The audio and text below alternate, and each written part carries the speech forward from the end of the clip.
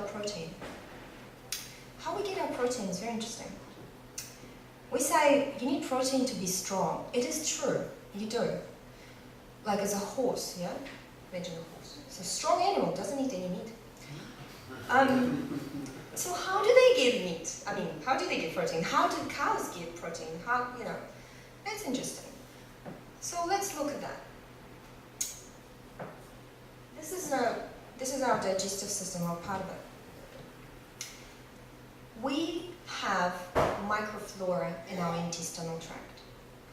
And when the microflora is that bacteria that sits in our digestive tract and is waiting for fiber to come down.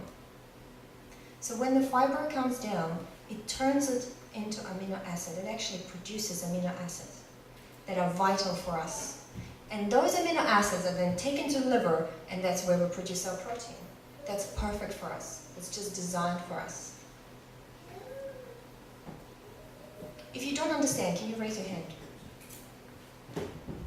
Okay. So, put it this way. When the food comes down, it can be broken down, and it normally does, broken down into many, many molecular parts. And the fiber that we derive from plants is the fiber that the bacteria in our intestinal tract feeds on. Okay, so the fiber is in the food. And then that bacteria produces amino acid, and the amino acid is what you need to make protein. Okay? Okay. Now, let me talk for a minute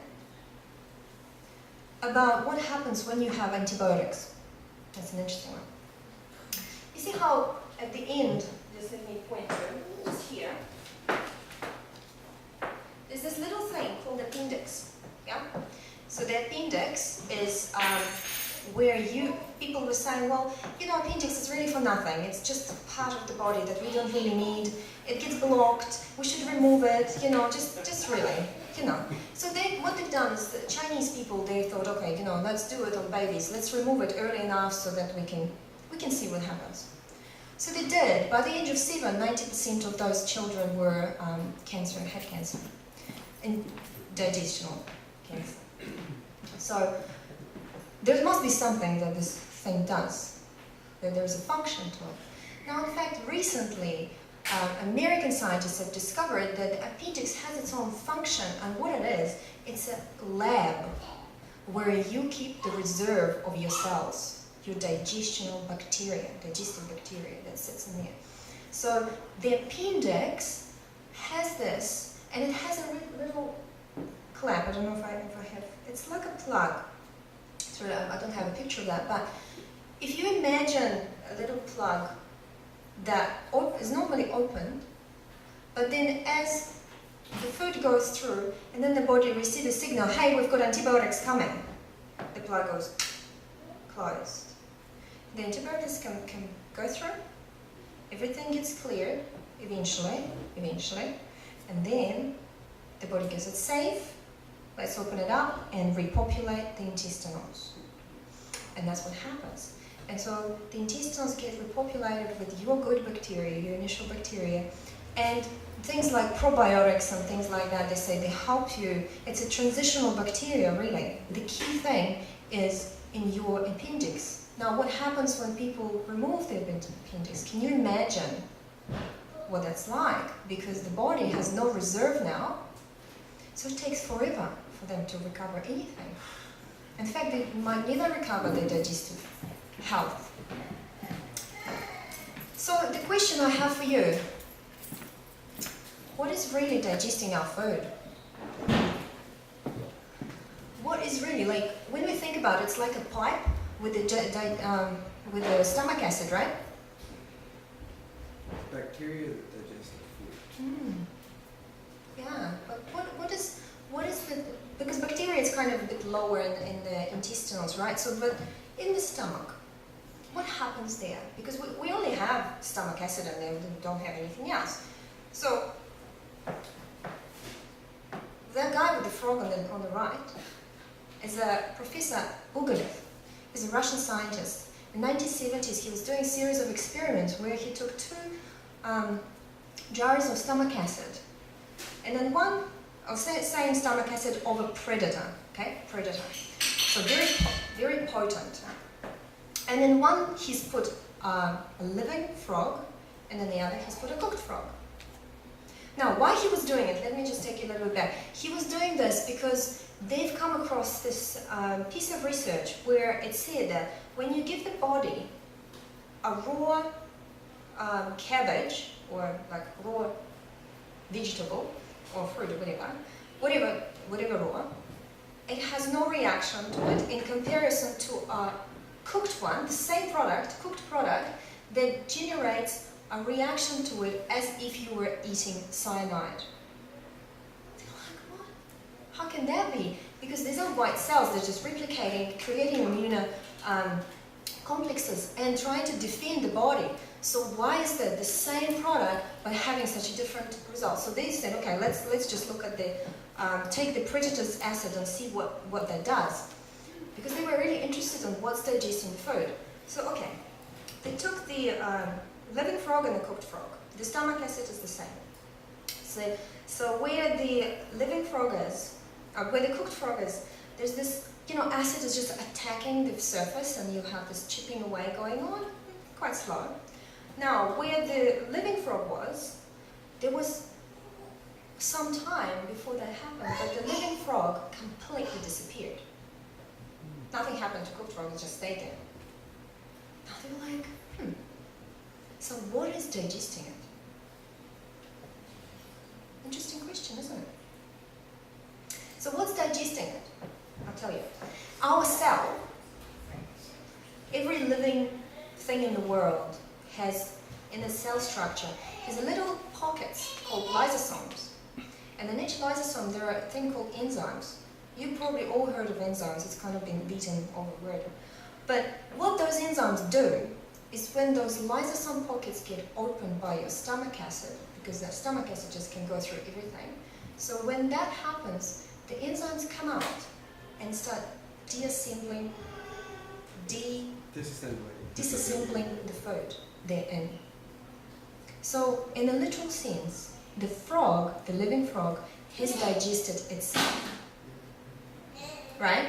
So, when the stomach acid opens the lysosomes, the enzymes come out and digest everything they were in. It means, like now, enzymes die at the temperature 43 degrees. Okay?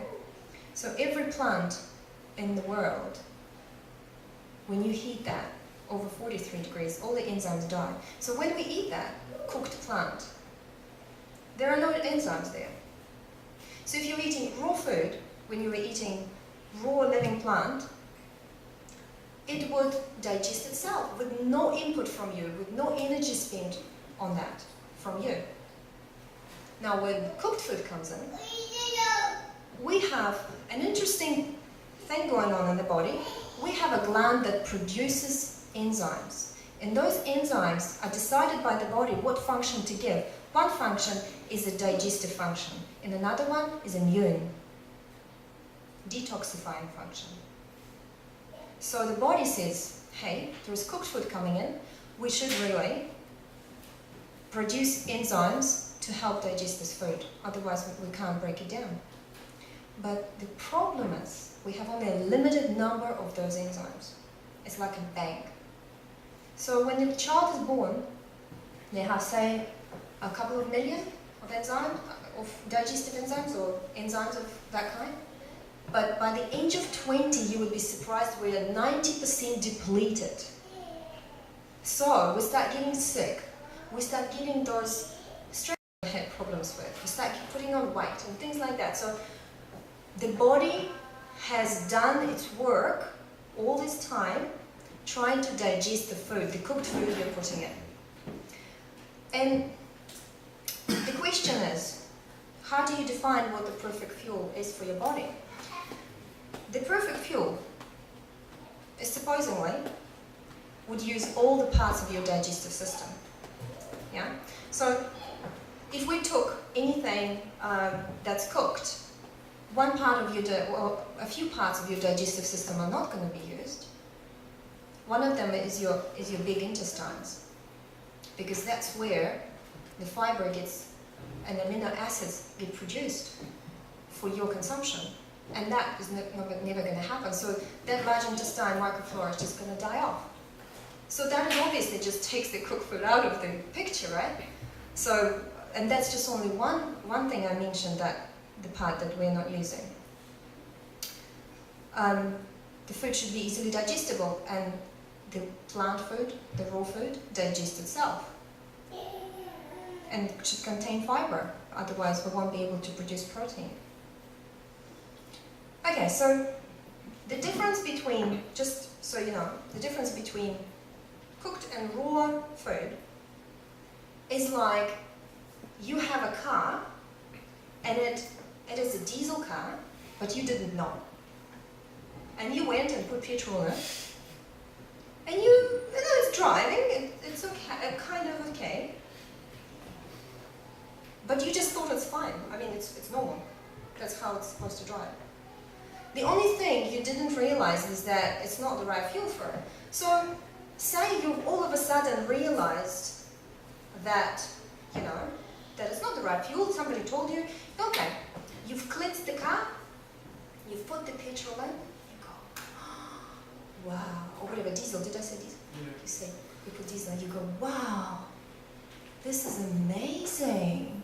It actually doesn't get gluggy, it doesn't need washing so much, it doesn't need all these things that I have to do to it every week, right? It doesn't have all this stuff coming out of it. So, you realize it's perfect for your car. Now, if you do the same with the raw food, I promise you'll come to the same conclusion. You'll be like, wow, this is like day and night. But coming to the end of my presentation, I just want to show you something. This is me 3 years ago. And as much as it's embarrassing, I find that it's quite inspiring for people, so I show it. And so, I didn't know anything about raw food until I read some information and I just changed overnight, just like that. I'm not suggesting you do it, but that's what I did. And I've lost 30 kilos and I've gained amazing health. I haven't been sick for 3 years. It's a big deal for me, because I know myself to be a very sick person before that. My husband lost 50 kilos. And if you want to see his pictures, they're on my site as well. Now, I started sharing this message, not just for people who want to lose weight, because this is just one side effect I found that happened. It was not because I wanted to lose weight, it was mainly for what I've discovered cooked food does. I was like, wow, if just 1% of this is true, I must try it. So I did. And at the end of that, my both children are on raw food as well. They've never been sick. So how would you like to be able to say that? How would you like to just say, I have perfect health? There is a gap that's closing really fast as you get older, of where you can go back to the way you were designed. So over 50, people over 50, they find it much harder to go back when they go on raw food to restore their initial health. But if you are under 50, you are in for amazing results. Now, I've done a lot of research in this area because I had to. Like, I have 2 little kids, I had to be responsible for what I'm doing. So I'm now ready to share with you what I found. And I've got a seminar and workshop coming up in April, 5th of April. You're all welcome to come. I've got some flyers there that you can just, where the water is. And if you'd like to receive more information about my workshop, about raw food, put tick next to it. I'll get James to just to do that little thing where you can put it about fluoride and about raw food if you wanted to.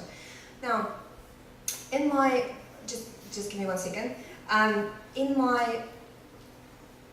my workshop, I teach people a lot about how to not get bored and what do we do and how we do it, how do we survive, how do we beat cravings and all that kind of stuff. How do I feel like I'm not missing out, and how do I make a cheesecake, raw cheesecake, how do I make raw sushi, raw pizza, whatever. You can learn all that. And it's really quite a powerful weekend. It's a weekend away. I'm doing it at Kaiwai Pura Pura in Albany. And you can do those 3 days separately all together. We have a really cool package. But the main point I wanted to make, you are what you eat, funnily enough, yeah? And if you look at your endurance level, your performance, the clarity of your mind, it is so vital for you every day. And when you lift your awareness, it's like a different angle, you can just see more. Same I found, when I started on raw food, I connected to the environment in such a way that I found that it bothers me now.